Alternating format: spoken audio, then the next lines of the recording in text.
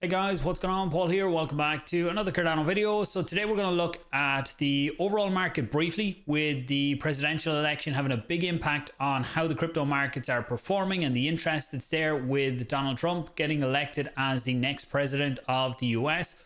RFK is also part of his administration. There's links there with Charles. Has that something to do with the way that ADA has been really pumping the last 2 days? We'll look at that and a few other aspects that I think are leading into a good narrative for Cardano and ADA. Look at some of the new projects. Unfortunately, with the news this week, looking at MELD have decided to shut their doors. They announced it. Ken put a message into a Telegram group. Markets were dumping before that already, so there's a lot of unanswered questions there. We'll look at some of them, and I might do a dedicated video later on for that. A few other updates around the ecosystem.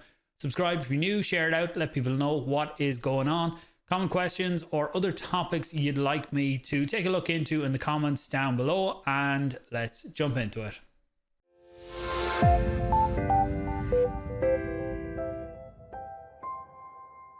Okay, so the overall markets have been very good lately for Bitcoin and for crypto in general. Generally, Bitcoin has been the one storming ahead, and up to this week, most altcoins have been slow enough to make any movements. But the last few days, they have really started to move. Bitcoin, $76,400, setting new all-time highs every day for the last few days, I think, just hitting slightly higher every day. And I think a lot of this is coming back to the interest that is coming into crypto now because Donald Trump talked about Bitcoin in part of his campaign to become president. He really interacted with the crypto side. We've seen a video of him buying, I think he was buying a burger or buying a beer in a bar using Bitcoin. He attended one of the Bitcoin events last year. So that really has got a lot of interest in that he could be going to do something very good for crypto. And if you look down here for ADA, it has passed TON and Tron in the last few days, up at 44.5 cents right now. I think it was 45.5 was the high we hit today, up 25% for the last week. Look, we're still in the 40s, so in the big picture it's still low enough, but when you have these types of movements, I think this is really good to see. Dogecoin in terms of market cap is a decent bit ahead, so it's going to be a while before we can move up another place in market cap, but it is good to see how things have progressed in the last few days. The important chart to watch, and this is the one I always talk about, is the ADA Bitcoin chart. And it had been really hard to watch this chart the last while. People who watch the channel a while here now will know this is the one that I always keep an eye on. And it had been really down for a long time. And look, we still haven't broke what I would consider important trend lines. I'm looking to get above 600 sats, or 620 actually is here. That's where I think things start to get really interesting in terms of looking at it from a TA perspective. Then ADA starts to get some strength against Bitcoin. Look, there's a lot of other things which we're going to cover now in a minute that are at play outside of this. So a lot of fundamental things and a lot of things happening outside of just looking at numbers on the chart and how they react. But if you look at the ADA USD price, again, in terms of USD, breaking some nice levels here. But for me personally, I'd still look at the ADA Bitcoin chart, because with so much going on and so much attention coming into Bitcoin, then I think that's where we have to look. And there's lots of links with Bitcoin, which we'll talk about in a minute. I did see some talk today about, or people worried about, let's turn this back to ADA. People were saying about the native assets, Cardano native assets were all red. There's actually a few have turned green, and LenFi, Min, RSERG have some nice gains today against ADA, which is always good to see when you consider how far ADA is up for the day. But people were looking at it thinking that the market's all up and yet the native assets are down, but the native assets were down against ADA. And when we come on here first, you could see that against the US dollar, most of the market, actually we still have a few red, most of the market though are up, and significantly up. Some tokens still down slightly, but in general most are in the green. And this comes back to how funds generally flow into the market. So we've been watching the market now for a while. You see that funds have been flowing into Bitcoin. It's been flying ahead. ADA against Bitcoin has been dropping, but the dollar value of ADA has been slightly increasing up until the last 2 days. Then things have really kicked off. but that's where funds start to flow from Bitcoin into other assets. I think that's the same with Cardano native assets. When the ADA price starts to cool off, people will look at what's going on in that ecosystem and funds can start to flow in there. So I don't know if I have the chart. If I find it, I'll put it up here of generally how things flow into Bitcoin, then down into other layer ones, then starting to go into them ecosystems and into other aspects of crypto as well. And then it really just recycles like that. So I would just say be careful if you are looking at other things that have moved a lot so far and you're thinking of jumping out of what you're in and jumping into something else.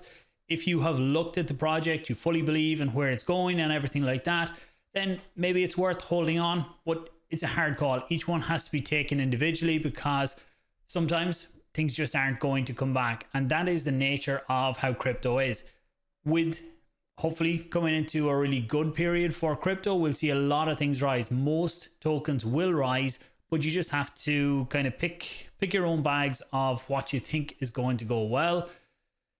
In terms of the price of ADA and some of the speculation around what I think has really helped it. So Rick put this post out about, I hope the Trump Vance administration considers picking Charles Hoskinson as a crypto policy advisor. He is highly qualified and has turned Cardano over to the community, so he should have some free time when he gets back from his hiatus. And Tamara Hassan has said here, there's a high likelihood they would be a wise decision. Now, I think this here is important because if you look at who Tamara is, she is the president of Input Output. You might have seen her on some streams with Charles before. So she has a lot of links there. Now, is this going to happen? I don't know. But with Charles having links to RFK, having done an interview with him at Rare Evo recently, then potentially when Donald Trump starts to look at the crypto side and who he needs as advisors, there's a possibility there, and things like that are obviously good for Cardano and ADA. Another one then that is a really big narrative for Cardano, and it was at the summit in Dubai. Actually, we done a live stream earlier today over on Fareed's channel. There was myself, Fareed, Rick McCracken, Lily, and La Petite ADA talking about what we took away from the summit and getting to out meet so many people in person and kind of our own take on what's happening with Cardano and the ecosystem after attending the summit in person. So I can leave a link to that one down below. This was one of the biggest announcements at the summit was Bitcoin OS and saying that Cardano is becoming a Bitcoin layer. Now there's all these things out there that Cardano is becoming a layer 2 for Bitcoin. That's not the case, but you can look at the way that the functionality or the two can interact together because of Cardano. Actually, let's go back to Bitcoin OS. So what they have is they have developed technology using ZK solutions to have a trustless bridge to bring Bitcoin into other ecosystems. Now, we do have bridges already where you can have Bitcoin onto other networks, but there's always aspects of them that isn't fully decentralized or there's some risk aspects. Now, with Bitcoin OS and their solution, I'm sure people who really understand the solutions here will be able to say there are some risks to it. But what most people I talk to now are saying that this is the first trustless bridge that a lot of people can settle and be happy on. And people who don't trust bridges will be willing to use something like this. So what happens is you can take your Bitcoin and you can put it through the technology. What we really need is the UI UX on top of this to make this as seamless and as simple as possible for people, and we'll get to that in a minute. But basically, like a bridge, you take your Bitcoin from the Bitcoin network over to Cardano. The actual Bitcoin still stays on Bitcoin, but you get a representation of that on Cardano, and you can use that then. So you can use that in DeFi, use it as collateral, you can go in and trade, do whatever you want within the Cardano ecosystem. It will move to other chains too in time, but with Cardano being the UTXO model, then we really do have a head start on this because there's a lot of synergies with Bitcoin being UTXO and with Cardano, and Cardano developers understand how the UTXO model works, so they will be able to spin up solutions for this a lot quicker than other chains will. So it's one, I will try and sit down with the guys from Bitcoin OS to talk a bit more in depth about this and find out more of the details. There's lots of Cardano projects already looking and working on solutions for this. So So I think this really is going to be a good narrative for Cardano going forward. And to me, it's not even about the people who are holding Bitcoin for years. A lot of them will never use something like this. They just want Bitcoin, and that's all they actually want. But what we want to look at is that outside of crypto, Bitcoin is crypto to a lot of people. And when the media talk about it, it's Bitcoin they mainly talk about. So lots of new people coming in, the first thing they do is get Bitcoin. So once they get Bitcoin, then what can they do with it? So that's where we need to step up and be that next step to show that this is how you can use your Bitcoin, get involved in DeFi without going through all the centralized systems and everything that's out there. And that's where I feel we really have a big opportunity. But we'll get onto that in another video. Okay, then on to the not so good news this week, and that was about MELD. So I put out this post as soon as I seen posts about why is the MELD price dumping. And when I went and looked in the MELD Telegram group, there was this big long post from Ken, who is the founder, CEO of MELD, talking about how the hardest day of his life, and basically they are shutting the doors for MELD. The system will stay in place until January 1st, 2025, and then it will be decommissioned. They recently launched lending and borrowing on their own chain. There was talk of the debit cards. And then if you go through this, again, you can either pause the screen here or I'll leave a link to it down below. But they said that they had new investors that were going to come in, but they got spooked with the lack of users using the system and with the sell-off in the recent week. And then they decided not to put the funds in to back the system. And then they're shutting the doors. It's really a shit show, the whole way that this was done. Obviously, with the big raise they done through the ISPO on Cardano, moved to their own chain then away from Cardano, lost a lot of the community there. I think that really didn't help them. A lot of people had it in for the project then, and rightly so. I think when the funds were raised here and then didn't build anything. But even the announcement on this was just Ken posting in a Telegram group. There's people who have lost life savings with something like this. And if you look at the chart here, so when he posted was somewhere in around here, but this price had been dumping for maybe the day before or maybe 2 days before. So obviously people knew something was up. And then it was only when he posted the Telegram message that people started to panic and the price started to dump. And it went down a lot further than it's shown there on the chart. If you look at actually that's the web archive. If you look at their website now, the team has been removed. I don't really understand why. You can see here MELD is restructuring. From January 1st, MELD will suspend crypto activities. So they put that up, and Ken put the post in Telegram. Today there was a Twitter post, but again, it was way too late. If you look back on the web archive, you can see back just a few weeks ago, I think 2-3 weeks ago, this post was the 4th of October is when this snapshot, it takes a snapshot of websites every month. You can see the team was all here at that point, but since then they have removed the team from the website. So I don't know why, when you have things like this, that anybody can go back and see who is involved in it. There was a post going around, I didn't actually save it here, I have it somewhere else, where Ken was telling people only 1 or 2 days before, I suppose before yesterday, to put funds into the liquidity pools, that they needed help to sustain the sell pressure. Anybody who actually put in them funds and followed what he was telling them that they would have taken in good faith, they got wrecked, because any funds that were put in, then they basically lost, I would say, everything in the last few days. Bobcorn, who is a good guy to follow over on Twitter, does deep dives into, I suppose, looking on chain to see what has happened, different wallet movements, sales and everything like that, using tap tools here.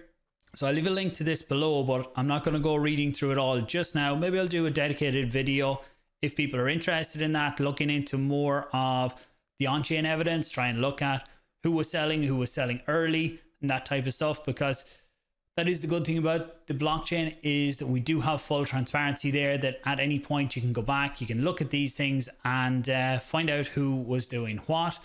But we'll park MELD for now, and I will come back to them on another day maybe. Okay, so on to something better news then, is the announcement from IAGON here, and this is one of their big announcements. I think there's a few more. I actually got to sit down with Navjit at the summit. It was great to get to meet him in person, have a talk about everything that they're doing, and I will have a video coming up fairly soon. But WURTH and IAGON collaborate on MVP for secure 3D printing intellectual property management. So WURTH, or the WURTH group, and I might be pronouncing the name wrong, are a massive company. And this MVP is just the start of things to come. As far as I've heard, this is all going ahead no matter what. They have a catalyst proposal in to help put this all together, but the company is very serious about using blockchain technology and using IAGON's decentralized storage. So I'm looking forward to seeing what this brings. And things like this and the announcements at the summit with NASA about what they're doing with Cardano and with the Cardano Foundation really get me thinking that long term, this is the narrative of where Cardano is going. Companies that are looking for solid blockchains, decentralized infrastructure, they are starting to look at Cardano. You look at the Dubai police last year, what they're doing with looking to put part of their work onto the Cardano blockchain as well. All of these big entities taking notice. I think this really is big for Cardano. Yes, it's not the same as the meme coin narrative or casino narrative that you have on some other chains, but I think long term, these are the types of things that really will get Cardano where it wants to go. And I'll dive into this a bit more maybe when I get Navjeet back onto the channel. So rounding it out then with two other aspects. So Minswap have launched their IDO platform. A few good projects coming out on that this week. Pandora is the first one up. They've actually started their raise on the Minswap IDO. I did do an interview with the founder 2 days ago, I think, at this point. And I really like what they're trying to do in the DeFi space. This isn't saying anybody should get the token or anything, but as a protocol, I like the approach they're trying to take with really opening up the opportunities that people have with DeFi and allowing users to do a lot more with the current dApps, but they build a layer on top of that, and it does open up a lot of opportunities. You can check out the interview. Also, SyncAI, I think, are going to be one of the other ones coming up on this. I did an interview with them. That'll come out in the next few days. Again, they're looking to simplify the UI UX on Cardano and going cross-chain to allow people interact with multiple chains without having to have all the individual wallets or understand how everything works underneath the hood. But you'll learn more about that one when the interview comes out in the next few days. A few other sales coming out, a few other projects that have their token sales this month. And look, you'll see a lot of token sales coming out. Everybody should always do your own due diligence. Just because one person says, oh, this project's going to be great or that one's going to be great, you need to look at them all yourself, decide which ones you think are going to be good long term. Maybe I'll do a video fairly soon talking about what I generally look at. Now I look at the team, the product. Where is it? Have they built the product already, or is the funds being raised to actually build a product in the future? Also, revenue model. Does the project have a revenue model to make them sustainable for the long term? Or are they looking at just kind of printing more tokens all the time to inflate and to sell to try and fund the project and go where it needs to go? All the time, you need to have a revenue model to make a project sustainable. And closing out today, we did launch Fetch. So ADA Markets, myself and Paddy, it is a Dex aggregator. We have been working on this for a while. Hosky approached us maybe 6 weeks ago at this point to see how he could help, how he could get involved. Turned around in the end that it has been rebranded under Hosky, and ADA Markets has been, I suppose, shut down now or redirected to Hosky. Under the hood, a lot of it is the same. Definitely some upgrades since ADA Markets, and the front end has had a bit of an overview, but there's a lot more to come. Take this as V1. So if you need to trade any Cardano native assets, then you can do it through here. It'll search all the dexes, give you the best prices or split them. Also, there's rebates going on right now. If you trade any aggregator fee you pay, you get back in Hosky, and there's some nice enhancements coming to that, but I'll save that for another week. Thanks for watching, guys. Hope you got some value. Subscribe if you're new, give the video a share, give it a like, comment questions or anything down below. Have a great weekend. Talk to you soon.